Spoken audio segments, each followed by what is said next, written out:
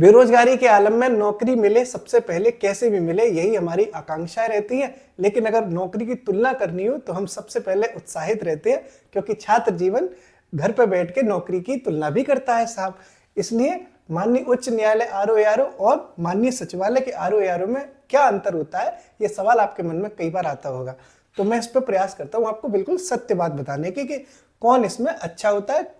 मतलब अच्छे तो सभी है, आपके हिसाब से कौन सा सुइटेबल है, क्योंकि बुरा तो कुछ नहीं होता, सब अच्छे ही होता है साहब। ठीक है, तो अगर बात की जाए आरओ में से, आरओ के अपन मान के चलते हैं। ठीक है, अब जब बात ही कर रहे हैं तो समीक्षा अधिकारी ही कर लेते हैं, आरओ की रिव्यू ऑफिसर।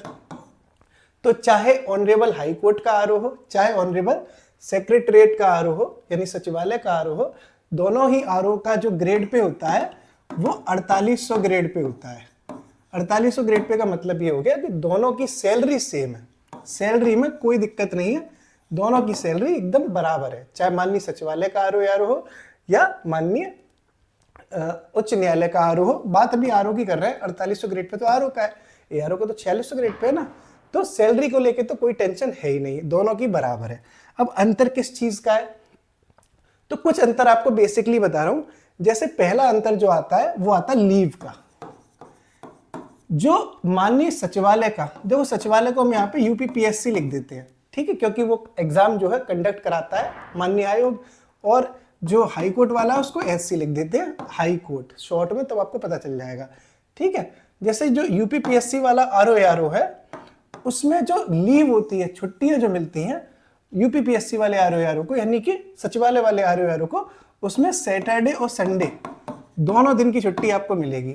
लेकिन माननीय उच्च न्यायालय वाले आरओ में आपको सिर्फ संडे की छुट्टी मिलेगी और सेकंड सैटरडे की छुट्टी मिलेगी, सेकंड सैटरडे।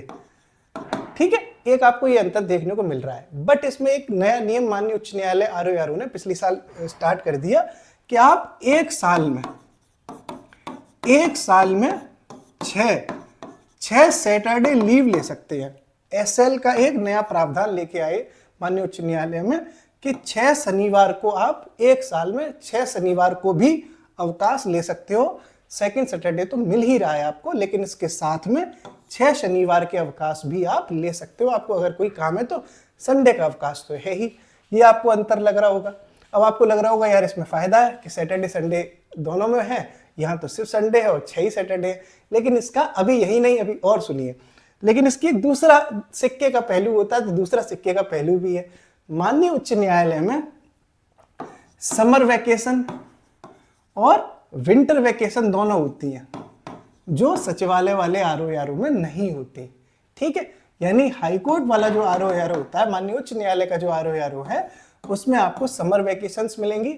गर्मियों के महीने में, जून के महीने में 14 दिन की आपको समर वैकेशन मिलेंगी, 14 दिन की, खूब होती है 14 दिन। जबकि सचिवालय वाला जो आरओ है, माननीय सचिवालय वाला, उनको ये छुट्टी नहीं मिलती। इसी तरीके से जो विंटर वैकेशन है वो भी सिर्फ माननीय उच्च न्यायालय के आरओ को ही मिलती है, माननीय सचिवालय के आरओ को ये विंटर वैकेशन ज्यादा नहीं मिलती। ये लगभग 25 दिसंबर के आसपास, क्रिसमस से लेके 1 जनवरी तक का तो अवकाश रहता ही रहता है माननीय उच्च न्यायालय में। ये आप देखते होंगे कैलेंडर जारी होता है, उसमें लिखा होता है। तो ये फायदा यहाँ आपको, जो पिछले बार में आपको जो लग रहा था कि माननीय सचिवालय वाले में 2 दिन की छुट्टी थी, यहाँ 1 ही दिन की संडे की थी, लेकिन इस हिसाब से देखा जाए तो थोड़ा इधर छुट्टियों का प्रावधान ज्यादा है। बात छुट्टियों की नहीं है कि आप मजे मारेंगे, बात यह है कि हम लोग जिस उम्र में हैं तो उम्र में थोड़ी छुट्टियों की जरूरत ज्यादा पड़ जाती है। क्यों? इसलिए नहीं कि किसी को घुमाना है, इसलिए क्योंकि पढ़ाई करनी है। आगे की जब पढ़ाई करनी होती है तो हमें आगे एग्जाम देना है, मेंस देना है। मान लो आप आरओ बन गए लेकिन पीसीएस आईएएस का मेंस देना है, तो छुट्टी चाहिए होती है ना। इसलिए मैं बात छुट्टी की बता रहा था आपको। एक चीज और, ये तो आपने लीव के लिए देख ली, एक अंतर और है ऑफिशियल टाइमिंग का।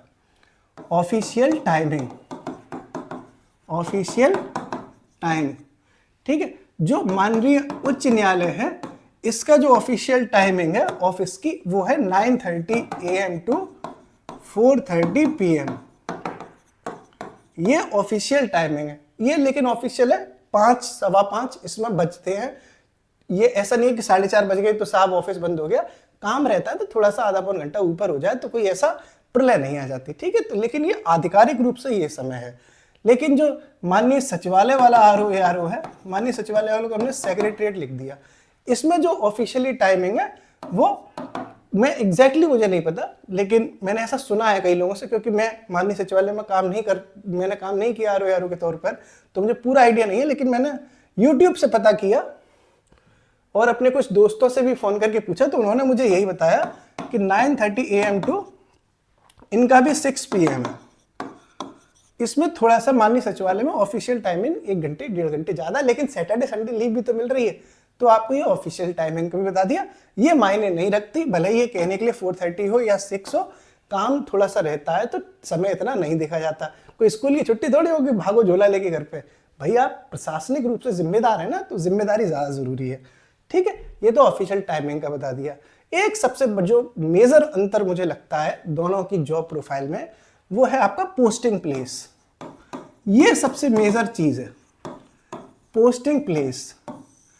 इसमें जो माननीय उच्च न्यायालय और माननीय जो सेक्रेटरीट है, भाई माननीय वर्ड पहले जरूरी है दोनों के लिए, क्योंकि ये बहुत संवैधानिक निकाय है, तो इनके सम्मान जो है हृदय से है।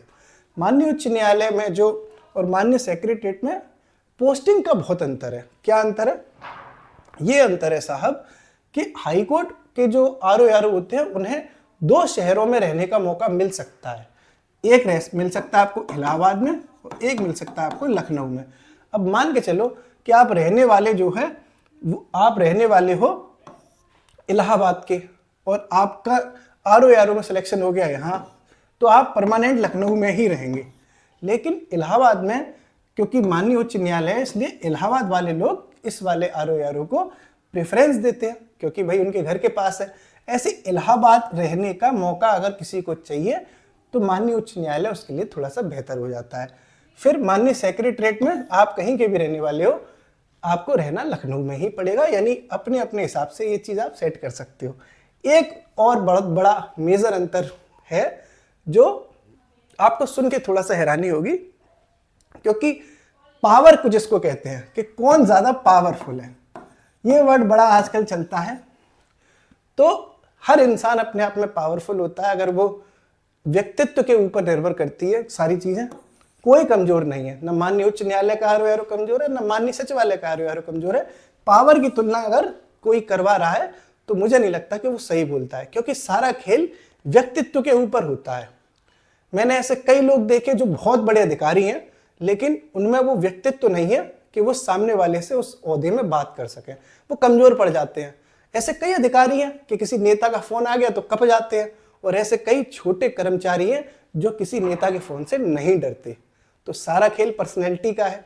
एक छोटा सा लेखपाल हो, वो भी जरूरी थोड़ा नहीं कि किसी बड़े नेता से डरे, लेकिन हो सकता है कि कोई बहुत बड़ा IAS अधिकारी या बहुत बड़ा PCS अधिकारी किसी नेता के फोन से डर जाए। तो पावर के बीच में ये बात हमें करनी ही नहीं चाहिए, क्योंकि दोनों ही अपनी अपनी जगह अच्छे ओहदे पर है, दोनों की ही बातें जो है आगे सुनी जाती हैं। तो इस तरह की बात मैं करता भी नहीं हूं जो बात गलत हो, सत्य बात बताई। क्योंकि पावर का जो सबसे महत्वपूर्ण केंद्र होता है वो होता है खुद का व्यक्तित्व, पर्सनैलिटी आपकी कैसी है, आपके बात करने का तरीका कैसा था, आपने अपनी बात रखी कैसे।